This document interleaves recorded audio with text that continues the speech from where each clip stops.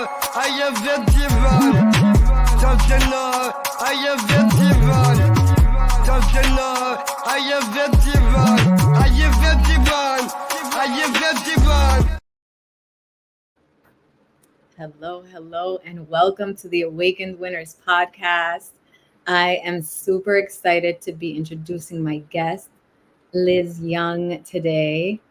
Thank you for being here, Liz. Thank you. It's a pleasure. So, before we start, I'm going to read Liz's bio. And we're going to be talking about seeing through my eyes. This is the title of this podcast, Seeing Through My Eyes. And we'll share more details about that shortly.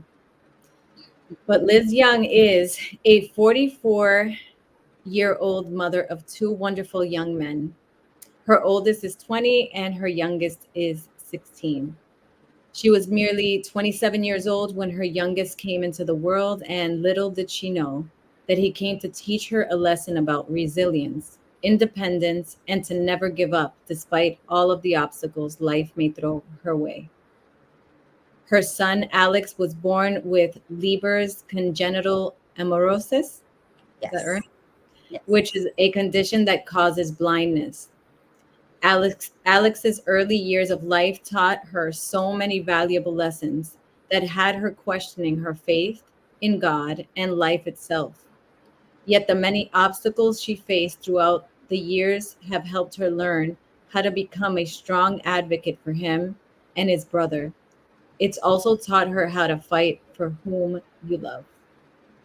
Today, Alex is a vibrant 16-year-old who is not afraid to advocate for himself and whom has plans to study politics so that he can help create legislation to help those with disabilities. Amazing. His brother Nick just finished his second year of college studying business IT while also working full time as an IT tech after a local medical company.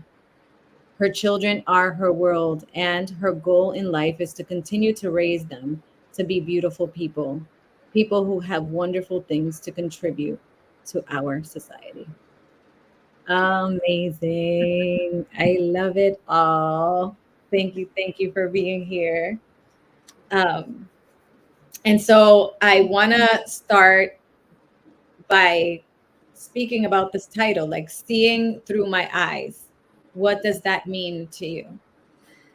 I guess for me, it was very important to, as I'm learning about Alex's medical condition and his disability, it was important for us to help him see, even though he doesn't have vision, right? You can still see, even though you may not have that vision. There's other things that, all the other senses pick up, but it's raising him to be the most independent, um, super confident individual that he needs to be so that he could be successful in life and not be a part of the quote unquote stereotype. I did not want him to be raised with a stereotype. So it's being able to see through my eyes, being able to see, he can still see, being able to see through his eyes as well. I love it. I love it. And I love the thought of being able to see through your eyes too, because the way that you see him, I imagine the way you see him is different than many people. Like I have a son with Down syndrome, and I know that for me, it was kind of shocking the way that other people perceived my son and the difference between how I perceived him and the way that people saw him, right? So I saw Yes. him as worthy. I saw him as somebody that's Mhm. capable, like, and I saw him as human and whole, like, Yes. period. Yes. And Yes. so then seeing your son through your eyes, what is that like? Like, what? When did you find out that he was not going to see?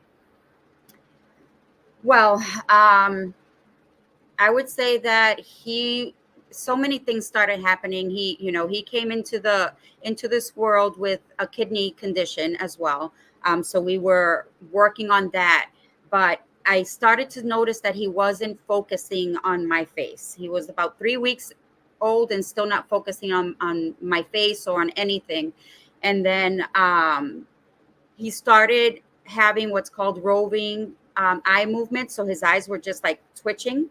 Mhm. I thought it looked like he was having a seizure. So, I bring him back into the doctors, and he's concerned that, there's so many other conditions that there's so many different conditions that can cause that roving eye movement.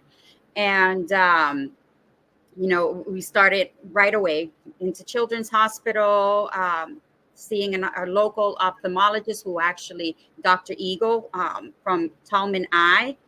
She used her connection to get him in to the ophthalmology department with Dr. Fulton in Children's Hospital, to start following him, because the appointments were 12 months away, and we couldn't wait that long. We didn't know. So it was pretty fast. It was pretty much right away that I knew something was wrong with him. But we were focused on his kidneys. We were focused on the fact that he was born with his fontanelle open all the way down here. So we had to be extra protective of his head. That all these other things everything just started piling up, honestly, when it came to, but it started all around 3 weeks old. And that was our journey. I mean, he was in the hospital for 9 days when he was born. He had really bad jaundice. His eyes were very fluorescent, so he was under the blue lights a lot. And, it's just from day one, things were, even throughout the pregnancy, we were expecting him. We were hoping that he didn't need to go right into surgery because of his kidneys, which thankfully he didn't. But he has a deformity in his kidneys. He collects fluid in his kidneys, and they don't excrete how kidneys should. So he's followed by urology for that part. But it was just right away. I did not have time to recover from my C-section. We were in and out of the hospital since he was born, honestly. So how was that? How was all that for you? It sounds like a lot. Yeah. It, you don't know postpartum depression until you actually go through it. And the not being able to have time to physically recover from my C-section, the not being able to spend time with my other son, Nick, who was 3 years old at that time and had no idea what was going on. He had no idea why mommy was still in the hospital for so long, and why mom had to be in and out of Children's Hospital 3-4 times a week with his brother. And here I am, dragging along his 3-year-old brother with him, with Alex and me, to the hospital, because he was only 3. It took a lot. It really took a lot. I am grateful and thankful that I had the support of my ex-father-in-law and my mother, because I would not have been able to do it without their support.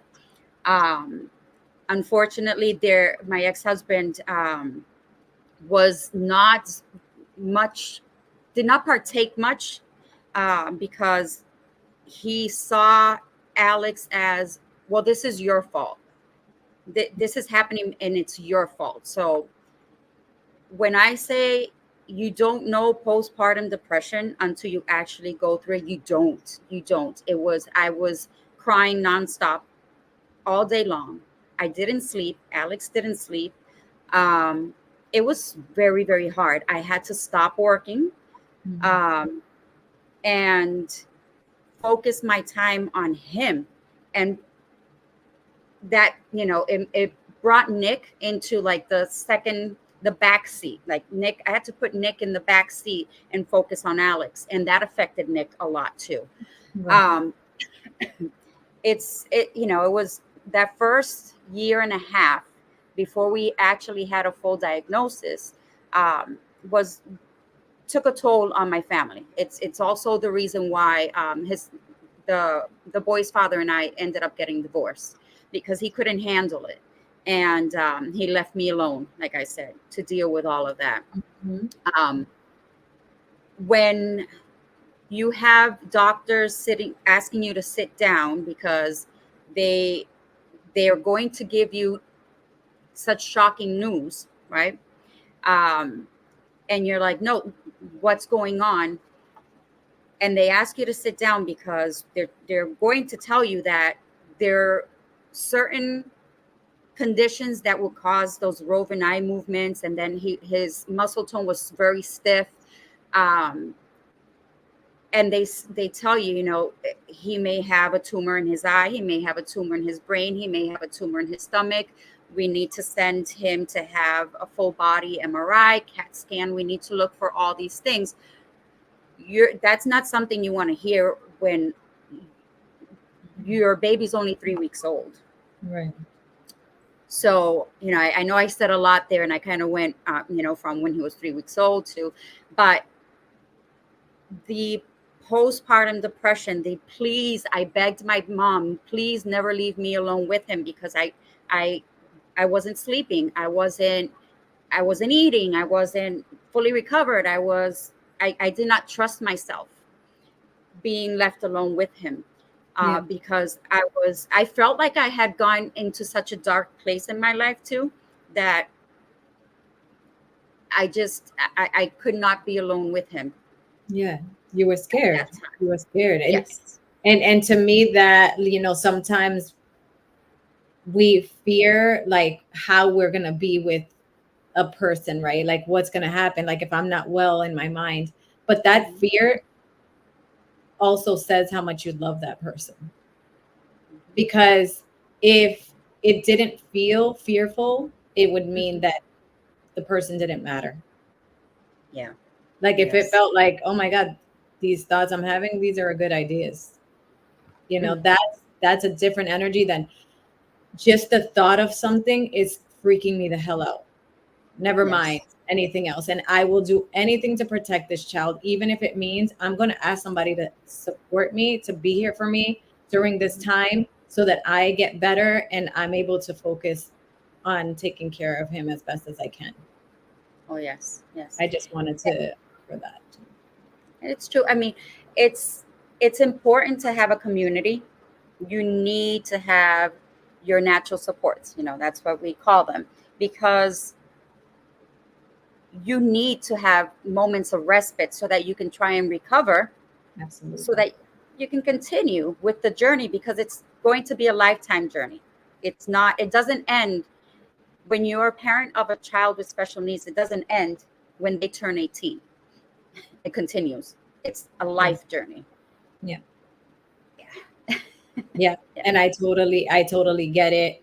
And being a mom that has taken 110% responsibility, Mhm. regardless of who wants to just do whatever little. Yes. I know. Yeah, It's I like, know. I'll give Yes. this much. If that's And all you, it's like, we both created this beautiful child. yeah. Yeah. Um, but so I get the whole heaviness, and because just to the reason why I wanted to say that too is because I didn't realize also that that's emotional abuse, It is. right? It's It total is. emotional abuse. And when somebody says something like, that's your responsibility, right? This happened because of you. Mhm. That's all emotional abuse. And so I just wanted to reflect that and say, I see you and I hold you. And of course, you were feeling down, like you weren't being supported by the person that you felt, I imagine you felt needed to support you most Oh, he should have. during Yes. this crucial time, right? Exactly. Yeah. And thankfully you had a community of people of Mhm. his father stepped up. Never really. No. You said your father. Unfortunate. Oh, his father. Yes, yes. My ex-father-in-law. Yes, yes. Okay, did His I father is the one that stepped up. his father? I thought that's what I said, but maybe I didn't. No, no, you did. You did. But I misunderstood that part. Yeah. Oh, okay. So, yeah. So his father stepped up and he didn't, which is like Mhm. incredible. Yeah. And so I'm just happy that you got his support and your mom's support. Mhm. And I also wanted to say, because we were talking about seeing through your eyes, and seeing through your eyes to me meant that you were going to go through this, that you weren't leaving, you Mhm. weren't you weren't abandoning your child. It doesn't mean that we don't have thoughts, and maybe thoughts are like, I can't do this, like whatever. But Mhm. seeing through your eyes meant that you were going to go through whatever pain you were having to Yes. go through in order to continue being the amazing mother that you've been for your son. Yes. Yes. It definitely, I mean, it opened up my eyes to the whole therapeutic world, right? So I knew it was important for me. I needed medication to help me with my mood, right? With my anxiety, with my depression. And I also needed to have that outlet. So I saw a therapist, right? So it was part of the journey that I had to go through to learn how to be there for my kids and how to be there for myself, because if I don't take care of myself, I cannot be that strong person my children need. Mm. And even now, even now it's the same thing. You still need to have your outlets. You still need to have your natural supports, your group of people to sort things out with, right? So that I'm okay for myself, and then I could be there, and I could be there for my kids. I could be that strong person that my children need. Mhm. It's it's we were talking earlier about when did I start my spiritual awakening, and I had mentioned really last, this past year, but actually I think it did start when I had Alex, because that's when I knew I had to start focusing on improving my own state of mind so that I could be there for my kids, so that they're my pillars, but I need to be there for them. Mhm. Yeah. Yeah. It's quite crazy to me when I have these conversations with women, because I'm a coach and I've been doing my own spiritual journey for years. And one of the things that always comes up is really how we're not taught how to put our own mask on first. And I'm sure you've heard that, right? When you're on a plane, right? They tell Yes. you, put your oxygen mask on first, and then you Yes. can help other people. But if you really feel into what that is, like, Hmm. if I decide that it's more important to put your mask on while I'm on Hmm. this plane, I'm gonna die. Exactly. I'm gonna die. So then Yeah. who holds your mask? And Exactly. if you're depending on me to hold your mask, you're gonna die too. Hmm. Because Exactly. once I die, I drop that mask. Right. So Exactly. it's so important for both, to give yourself the love, because you need to fill your own cup, but also you get to be the example of what that looks like to your children, Exactly. Hmm. rather than like, you need to love yourself. But Yes. you're like, well, I'm smoking and I'm drinking and I'm doing all the things. Loving yourself is not doing what I do. All right. Don't Mm. do this. Uh, No, no. We're rewriting the script that we were brought up with, right? yeah, yeah. So, and it's what we want our children to learn, so that they can continue to improve that within their, once they have their family. And yeah, I think, again, you said it beautifully. If I cannot take care of me, I can't take care of my children, the Exactly. people around me. So yeah. Exactly. And then I wanted to merge into like how much I've seen Alex do, right? Like, he's cooking. I mean, you just share that he's going to school for, and he wants to do politics. Like, he's doing incredible, amazing things. Like, I'm just blown away. Yes. Yes, he is. I have to say that I've been very lucky that both my boys are um, independent, self-driven. They're goal-oriented. They're very much type A personalities, like their mom. um, but they're smart kids. Alex has always done so just amazing in school. He, with his supports, obviously. He That's one thing that, as his mom, I made sure that I educated myself when it came to what needs to be on his IEP, what what what other services need to be in place, what common cores need to be a part of his IEP so that he stays within the mainstream classroom. And he's been he's been in the gen ed classroom with his supports, and has been a straight A student. He's in right now he's going to start his junior year in high school. He has an AP class, and the rest of his classes are honor classes. And he's got a 4.5 GPA. Wow. And that's because he's so driven, because he wants to make these changes um, in the world. He wants to be able to create legislation that helps individuals with disabilities. And he feels that that is so important. I think he was about 6 years old when he said he wanted to be the first blind president. Wow.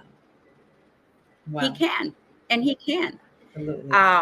You know, we're talking about a kid who, in third grade, read To Kill a Mockingbird on his own. Wow. You don't read that until middle school, and you don't read it on your own. You're forced to, right, as part of the curriculum, but Mhm. not him. No, he is very much into history, learning. When he is focused on something, he will research and read everything he can so that he could really form his own opinion. If you have a conversation with him right now about the presidential race, he, I mean, it's like you're talking to a 40-year-old Mm. adult. That's Wow. how invested he is. Um, but he, like I said, I'm very grateful that, yes, he has a physical impairment or disability, but he really caught on to the you aren't your disability does not define you. Yes, you cannot see per se, but you can see in a different way. And he's really embraced that. And I think that that's what's helped him be the young man that he is nowadays. Well, I love that because that was your goal. You didn't want him to be identified with his disability. You wanted him Mhm. to just be independent and to do his best, and he's exceeding that. He sounds like he's very goal oriented, like I'm on a mission and this is not who I am, this is who I am, um, Mhm. which is so Mhm. powerful. Yeah. It's a part of me, which is what he said. This is a part of me, but it's not all who I am. Like, I get so upset when I'm out with him and people are like, "Ay bendito, ay bendito, ay bendito." What? You Mhm. see him, he's out and about, he's a happy kid. He's cheerful, he's so self-driven that Yeah. no, and he will be like, why are you what are you sorry about? He will tell you, what are you sorry about? I can do more than I do more, he says, than kids my age who have sight, which is true. He cooks, he cleans. He's right now he's finishing up his 5th week of camp at Perkins. He's doing a work camp, so he's actually working, and he's working out of the Perkins library doing some IT support, and Mm. he's learning new skills, and he's earning money, and he's loving it, and he's 16. Amazing. uh, but And I was gonna say that's it that right was the there. goal. What you were just saying is seeing through my eyes, right? Those moments where somebody is saying, I'm so sorry. And it's like, you cannot see through my eyes. And Mm-hmm. you're advocating for him, like, what are you feeling sorry for? Like, there's no, like, why are you feeling sorry? And he's advocating for himself, like, actually, I'll tell you right now. And Mm-hmm. what that to me has been, was more before. I don't let it get to me as much now, but it was one of the most difficult things for me in my journey, is how other people perceived my son, and the things that they would say. You know, Yes. the things with no, like, do you have any filter? Like some Mm-hmm. people literally don't have filter, and they would say things like, oh, I'm sorry this happened to you, you're such a good person, or oh, I'm sorry that Nick is never going to have a normal life, or oh, Mm-hmm. this happened because of you. Do you think this happened because of you or his dad? It's like, what is going on? Well, like, Yes. you're looking for an error, you're seeing an error. He is not an error. It's not an error. No. Mm-hmm. Exactly. And people don't understand how those words hurt us so much, because at first, when Alex was a baby and people would say these things, I stopped going out. I wouldn't go out in public with him because it was so hurtful that Mhm. people would be like, "Oh my God, what's wrong with him?" Like, how rude, how disrespectful is it to have a total stranger come up to you and be like, "Oh, what's the matter with him? What's going on?" Like, no, no, ay bendito, all that. No, it took a lot for me to eventually come back out into the public and be like, no, no, this is not, we're not going to live in this bubble because he has a disability. We're going to live life, and we're going to be out in the world, and we're going to do what we need to do. I Mhm. think I took part of the Perkins infant toddler program with Alex, and he would be, it was every Monday, and he would be a part of groups. So they do group therapies, they do all kinds of things with other visually impaired children, and then the parents were in a support group. That group, we're still in touch till this day. That group is what helped me come out of that bubble and say, no, again, my child is not going to be that disability stigma. My child is going to be the best person that he can be. He's not going to become his disability. He is going to flourish within his disability. And Amazing. that's where we are now. That's why we are where we are now. Amazing. Amazing. And as I'm hearing you say some of the things that people say, also, like, I think of how I would respond now. It's like, it's so different. Like, I think that Mhm. I'm an internalizer. Like, I internalize things. And um but it can be bad or good that I internalize things, because I can get emotionally abusive to myself. Mhm. But also because I take things in and I start to dissect and study, and it's like, okay, like, I'm fascinated with the human mind. Mhm. um but the reason why I was sharing about internalizing and how I would respond is that before I would internalize and really not say anything. Like, now I feel like I'm more vocal. Mhm.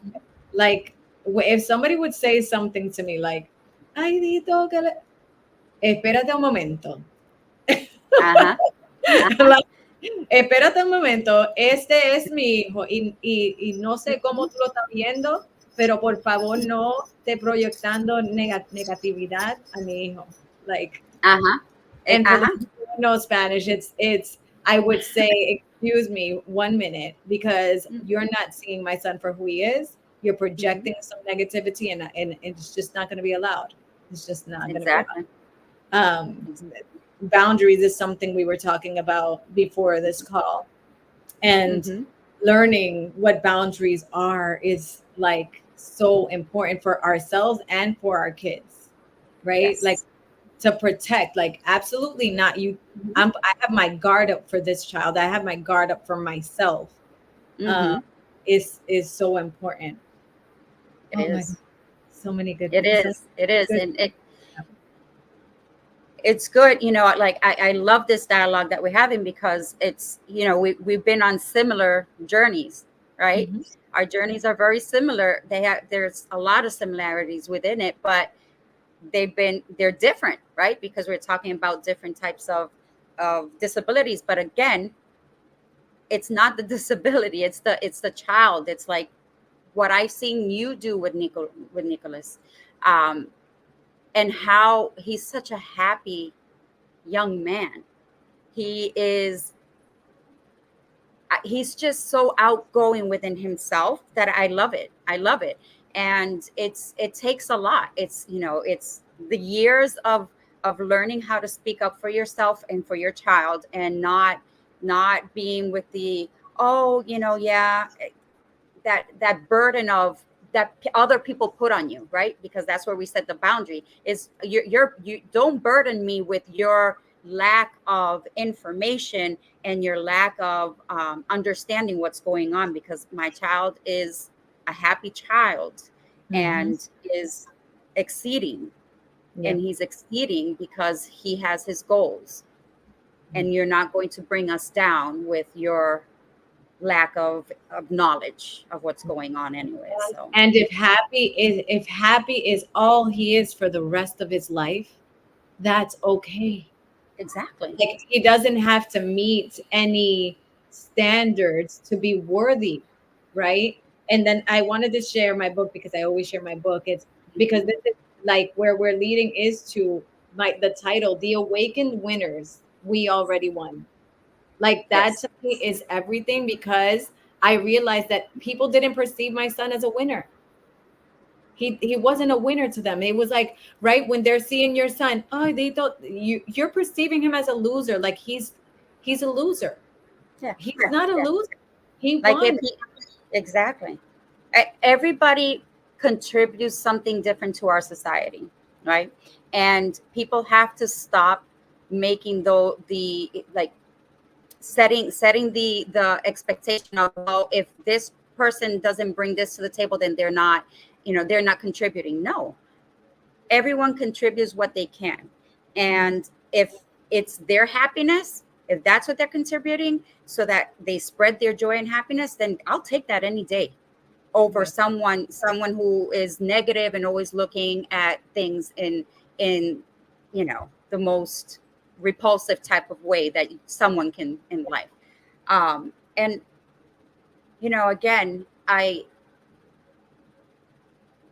that's where our boundaries come, right? That's where we are setting our boundaries, where no, there's no stigma. I'm not living in this stigma. I'm not living in the, well, if you have a child with disability, well, they're not going to get anywhere in life. That got thrown out the door right away. That's not true. That is so not true. Yeah.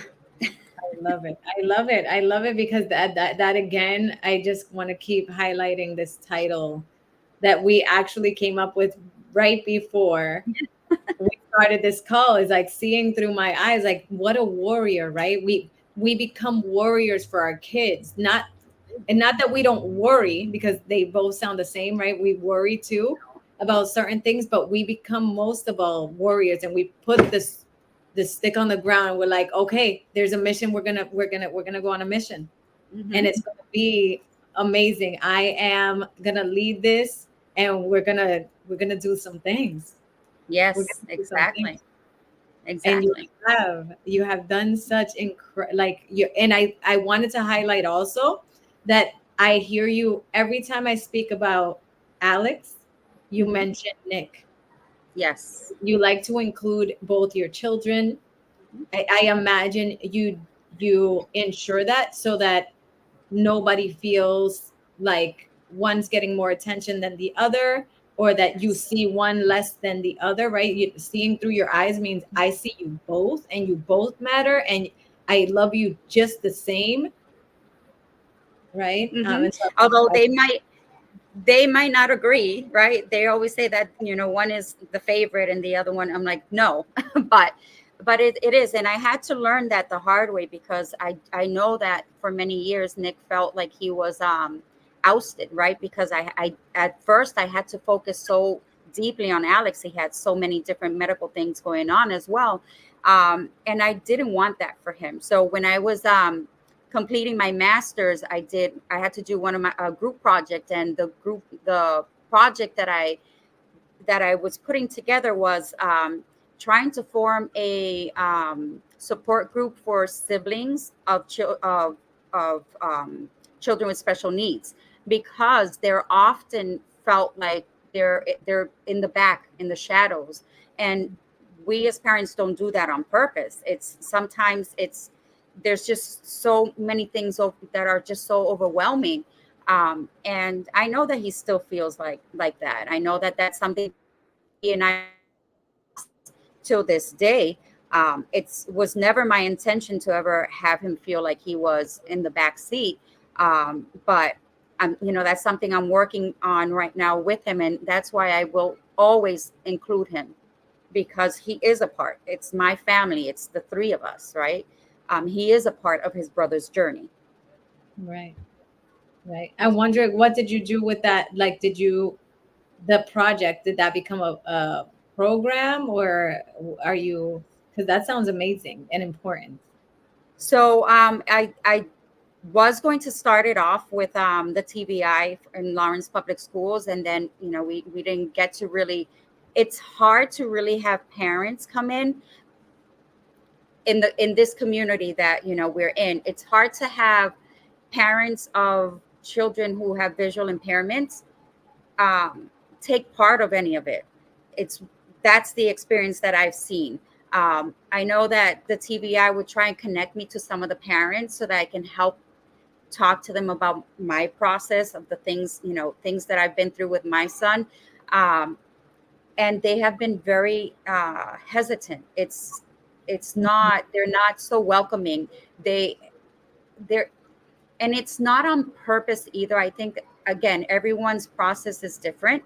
Um, and they're going through their own journey, and we just haven't been at that same page, so we were never truly able to bring it up because of that. It's something that I would still like to happen at some point, but whether it's through here or I pass over that curriculum to Perkins, because Perkins was um, such a it is they are such an important part of our daily life that I can pass it on to them, and maybe at some point run a group over there. So, Right. Right. It sounds powerful. I'm like, a support group, and having the young people, children, boys and girls get together and speak about what it's like. I think that's just important. mhm, Um, yes. is there anything else you want to share as we begin to close? um I don't know, it's this has been great, honestly. It's really good to be able to continue to connect with other parents, um, because it's important to know that we're not alone, Mm-hmm. um, and that you're in a different level of your journey with Nico, right? I'm in a different journey with Alex, and again, we've had many similarities, but it's important to have the networking and to continue to have your people and to be able to talk about it, and talk about your journey. So I thank you for this opportunity. It's it's I'm someone who I don't share a lot about myself, my family, to just the general public, but this opportunity has been really great. And again, it's part of my journey, right? My spiritual awakening. I'm still going through it. I'm still learning, and I Did love you this. want to share a little bit about that before we close? It's it's my spiritual journey has really been about learning more about me, rediscovering myself. Because when you're in relationships, I'm coming out of a 14-year marriage right now, and you tend to lose yourself. You tend to lose yourself as a parent as well, always putting their needs in them first. So the rediscovery has been very important, because I need to be well within myself. I'm learning so much right now within my spiritual awakening, doing yoga, doing the meditations, the just learning so much that I'm loving it. I'm really loving it. I'm feeling I can say that I'm finally finding peace within myself. And Amazing. that's been a long time coming. So, I'm so happy. I'm so happy to hear that. And yeah, I think for me, my spiritual awakening was about coming home to myself, right? Like I think that's what it is for everybody, to come back home to yourself, to remember your wholeness, that you're loved, that you have everything you need right within you, yes. rather than the dependency, the Hmm. I'm doing this, but it's because I feel like I need, and I don't know Hmm. how to even Yeah. express my needs. Like Hmm. maybe I need for me, maybe it's I need to put my own mask on. And what does that look like for me so that I can be my best self for myself and my family and everybody around me? Um, I'm so excited. Exactly. I'm so excited for you and what's to come from you watering yourself like the flower that you are. Hmm. And Thank yeah, you. felt like such a it's been a privilege to be in your presence. I remember being because I worked at Tom and I Associates. That was the cutest. Was that Hmm. the baby? That's Was that the baby? That was the cutest. Like the hands, like that was Nico. No, oh, that was that was Nico. Nico. Nico wants to be on the podcast. He's like, I'm here. Hey, he has a, he has a silly personality. He does, yes. Because I'm the same way. Nicholas is mischievous too, and before I'd be like, I don't know where he gets it, but then I listen to myself and I'm like, Loira, hazme el Yeah. favor. My I boys are definitely my boys. I literally be like on the phone and somebody will call and I'll be like, hello, and I can hear them and they'll be like, hello, and I'll be like, hello, like if I can't hear them. They- But I get that from my dad. It's just like a thing that trickles down through the family tree. we Um, need we need the laughter in life. We need it. So Yes, it's like life is too freaking short. Yes, I laugh at myself. I think I'm the most funniest person in the world. But what was I was sharing something. I said it was a privilege to be on this call. Oh, yes, that I worked at Tom and I Associates. And I mhm. remember there was a training. And that's when I first saw Alex. Yes. There was a Okay. guy, there was a man that I don't know where he came The for, but speaker. Yep. yeah, but he was blind and he was sharing about how he Tom, skis. Tom Sullivan. Yes. Oh Yes. my God, Yes. that guy is incredible. Like he was He skiing, is. blown away. I'm like, Tom Yes. Sullivan, I'm gonna have to even look him up again because Mhm. he's just Yep. amazing. I read his book too. It was very inspiring. So I think, those are the things that gave me the foundation I needed to be the parent that I needed to be for my boy. So if you can read his book, it's a quick read, but it is so inspirational, and just the things that he went through in life, Mhm. and what he talks about, it's just amazing. It's What's the title? Do you know? it's the life of Tom Sullivan, if I'm The something like that. I believe it is. Yeah. Okay. Um, yeah, but he's a riot. He is a riot for sure. But yes, I do remember that conference. Dr. Ego wanted to make sure that we were there. Yeah. And I love Dr. Eagle. She's Oh, just an yes, incredible yes, woman. she is. Thank you so much for being here, Liz. Thank you for Thank sharing you your very story, much. for being open, for being vulnerable, for being a powerhouse, for being a woman, for being a warrior, an amazing mother. I Thank you. see. Thank you so much for the opportunity. This was amazing. Yeah, I loved it. I loved it. It was great. I hope you have an incredible day, and I look forward to connecting soon. Bye, Sounds good. everyone. Bye, everyone. Thank you.